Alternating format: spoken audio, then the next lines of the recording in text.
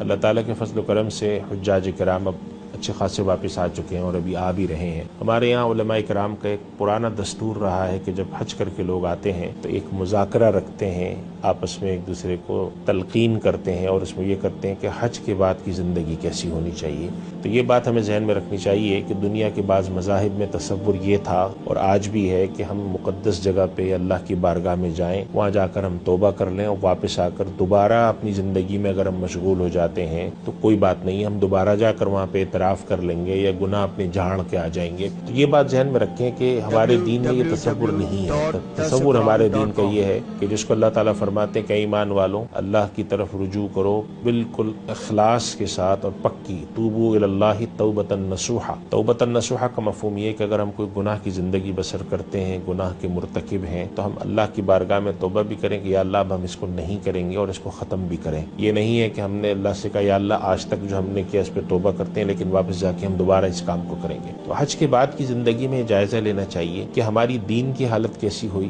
حقوق العباد کے حوالے سے ہم کیسے ہیں اور حقوق اللہ کے حوالے سے کیسے ہیں۔ اگر پہلے بھی ہم حرام کماتے تھے اور بعد میں بھی کماتے ہیں، پہلے بھی ہم لوگوں کو تکلیف اور ایذا میں رکھتے تھے، ان کے حق دبائے ہوئے تھے، اب بھی دباتے ہیں، ہماری دینی زندگی پہلے جیسی تھی ویسے ہی اب بھی ہے، تو اس کا مطلب ہے کہ حج نے ہماری زندگی پہ کوئی بڑا اثر نہیں ڈالا، جبکہ حج کا اثر نبی کریم صلی اللہ علیہ وسلم فرماتے ہیں کہ اگر کوئی شخص خالصتاً اللہ کی رضا کے لیے حج کرے، نہ اس میں کوئی فحش بات کرے، نہ کسی سے لڑائی جھگڑا کرے، تو وہ ایسے واپس لوٹتا ہے حج کر کے جیسا کہ گویا کہ آج اس کو اس کی ماں نے جنا ہو، یعنی اتنا وہ پاک صاف ہوتا ہے، گناہوں سے بالکل صاف ہو کر آتا ہے۔ ہم حج کر کے واپس آئیں اور ویسے ہی حرام کھاتے رہیں جیسے پہلے کھاتے تھے، ہمارے پڑوسی ہم سے ویسے ہی ایذا اٹھاتے رہیں، لوگوں کے ہم حق مارتے رہیں اور تمام غلط سارے کام دوبارہ جاری کر لیں، آ کر دین کی ہماری وہی کیفیت رہے، نماز ہماری ویسے ہی خراب ہو، اخلاق ہمارے ویسے ہی خراب ہو، حقوق اللہ بھی حقوق العباد دونوں خراب ہو، اس کا مطلب تو یہ ہوا کہ اس حج نے ہماری زندگی پر اثر نہیں ڈالا۔ ہمارے یہاں بعض علماء نے تو اور سخت بات کی ہوئی، فرماتے ہیں کہ حج کے قبول ہونے کی یا نہ ہونے کی بھی ایک نشانی یہ ہے کہ وہ شخص حج کے بعد کی زندگی کیسے بسر کر رہا ہے۔ اس لیے ہم میں سے جو لوگ بھی حج سے واپس آتے ہیں ان کو چاہیے کہ اپنی زندگی کے اندر کچھ تبدیلیاں ضرور لائیں۔ حج سے آنے کے بعد کوشش کریں کہ زندگی میں تبدیلی